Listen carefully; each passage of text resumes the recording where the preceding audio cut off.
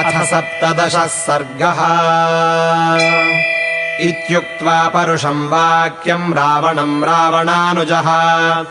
आजगाम मुहूर्तेन यत्र रामः स लक्ष्मणः तम् मेरुशिखराकारम् दीप्तामिव शतह्रदाम् गगनस्थम् महीस्थास्ते ददृशुर्वानराधिपाः ते चाप्यनुचरास्तस्य 4 भीमविक्रमाः तेऽपि वर्मायुधोपेता भूषणोत्तमभूषिताः स च मेघाचलप्रख्यो वज्रायुधसमप्रभः वरायुधधरो वीरो दिव्याभरणभूषितः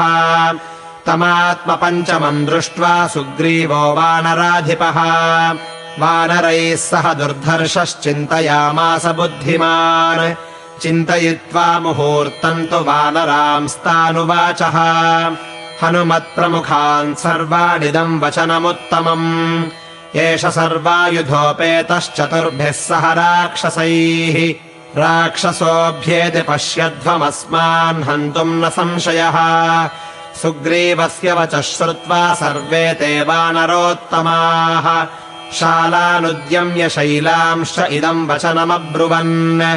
शीघ्रम् व्यादिश नो राजन् वधायैषाम् दुरात्मनाम् निपतन्ति हता यावद्धरण्यामल्पचेतनाः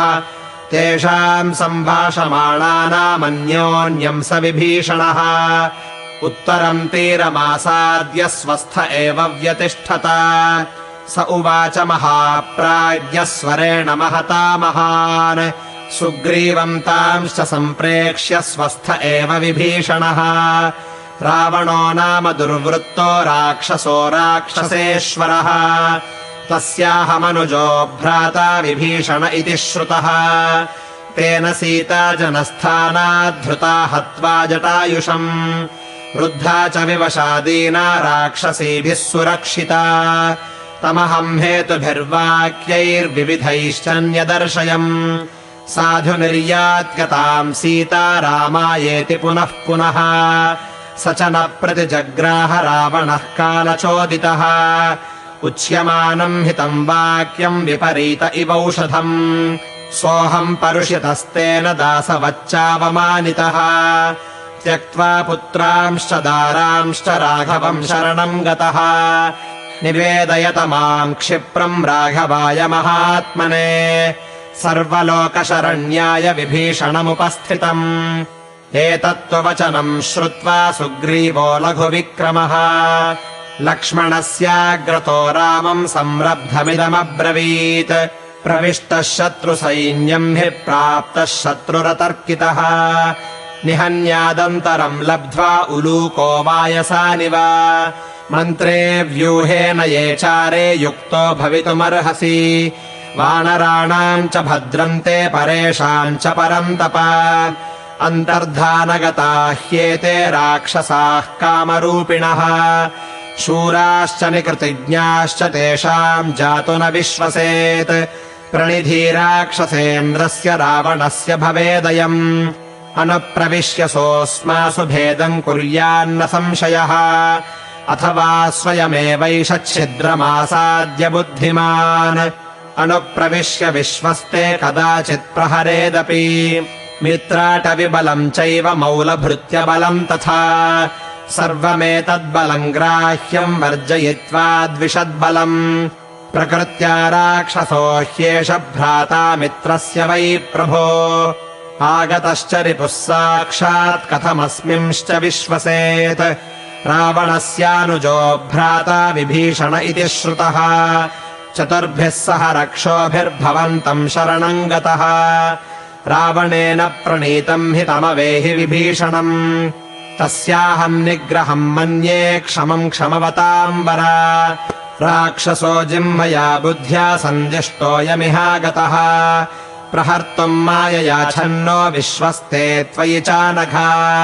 वध्यतामेष तीव्रेण दण्डेन सचिवैः सह रावणस्य नृशंसस्य भ्राता ह्येष विभीषणः एवमुक्त्वा तु तम् रामम् संरब्धो वाहिनीपतिः वाक्यज्ञो वाक्यकुशलम् ततो मौनमुपागमत् सुग्रीवस्य तु तद्वाक्यम् श्रुत्वा रामो महाबलः समीपस्थानुवाचेदम् हनुमत्प्रमुखान् कपीन् यदुक्तम् कपिराजेन रावणावरजम् प्रति वाक्यम् हेतुमदत्यर्थम् भवद्भिरपि च श्रुतम् सुहृदामर्थकृच्छ्रेषु युक्तम् बुद्धिमता सदा समर्थेनोपसन्देष्टुम् शाश्वतीम् भूतिमिच्छता इत्येवम् परिपृष्टास्ते स्वम् स्वम् मतमतन्द्रिताः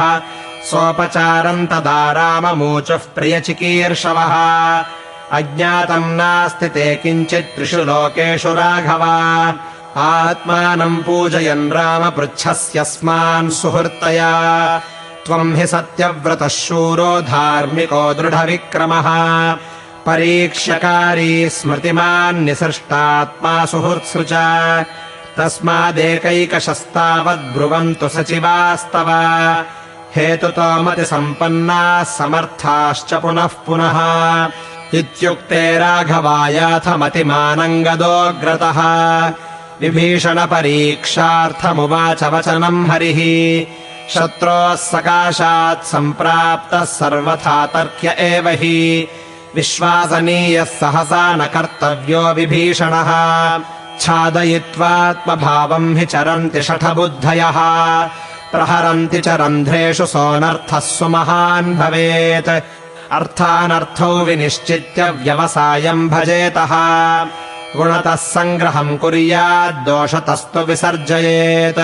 यदि दोषो महांस्तस्मिन् त्यज्यतामविशङ्कितम् गुणान् वापि बहून् ज्ञात्वा सङ्ग्रहः क्रियताम् नृप शरभस्त्वथ निश्चित्य सार्थम् वचनमब्रवीत् क्षिप्रमस्मिन्नरव्याघ्रचारः प्रतिविधीयताम् प्रणिधाय हि चारेण यथावत् सूक्ष्मबुद्धिना परीक्ष्य च ततः कार्यो यथा न्यायम् परिग्रहः जाम्बवांस्त्वथ सम्प्रेक्ष्य शास्त्रबुद्ध्या विचक्षणः वाक्यम् विज्ञापयामास गुणवद्दोषवर्जितम् बद्धवैराच्च पापाच्च राक्षसेन्द्राद्विभीषणः अदेशकाले सम्प्राप्तः सर्वथा शङ्क्यतामयम् ततो मैन्दस्तु सम्प्रेक्ष्य नयापनयकोविदः वाक्यम् वचनसम्पन्नो बभाषे हेतुमत्तरम् अनुजो नाम तस्यैष रावणस्य विभीषणः पृच्छ्यताम् मधुरेणायम् शनैर्नरपतीश्वर भावमस्य तु विज्ञाय तत्त्वतस्तम् करिष्यसि यदि दुष्टो न दुष्टो वा बुद्धिपूर्वम् नरर्षभा अथ संस्कारसम्पन्नो हनूमान् सचिवोत्तमः उवाच वचनम् श्लक्ष्णमर्थवन्मधुरम् लघु न भवन्तम् मतिश्रेष्ठम् समर्थम् वदताम् वरम् अतिशाययितुम् शक्तो बृहस्पतिरपि ब्रुवन् न वादान्नापि सङ्घर्षान्नाधिक्यान्न च कामतः वक्ष्यामि वचनम् राजन् यथार्थम् रामगौरवात् अर्थानर्थनिमित्तम् हि यदुक्तम् सचिवैस्तव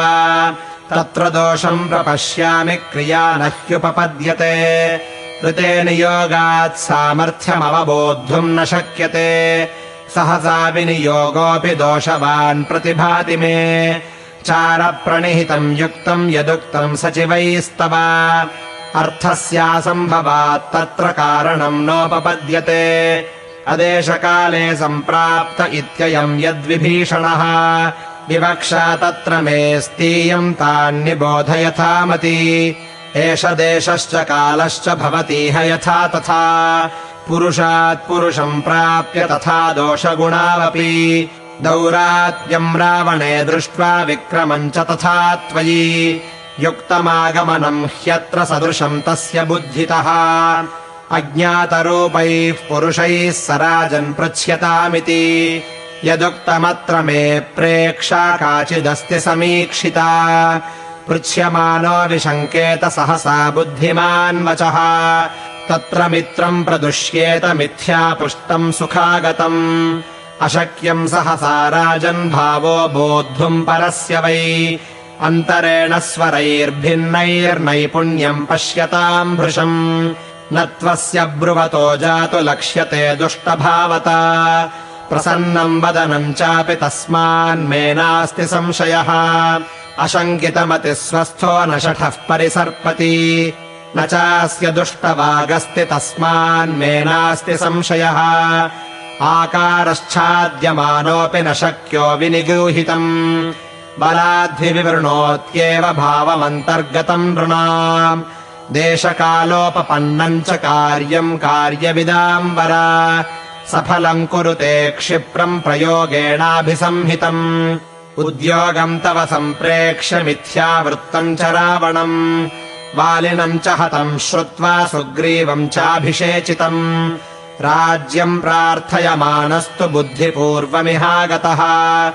एतावत्तु पुरस्कृत्य युज्यते तस्य सङ्ग्रहः यथाशक्तिमयोक्तम् तु राक्षसस्यार्जवम् प्रति प्रमाणम् त्वम् हि शेषस्य श्रुत्वा बुद्धिमताम् वर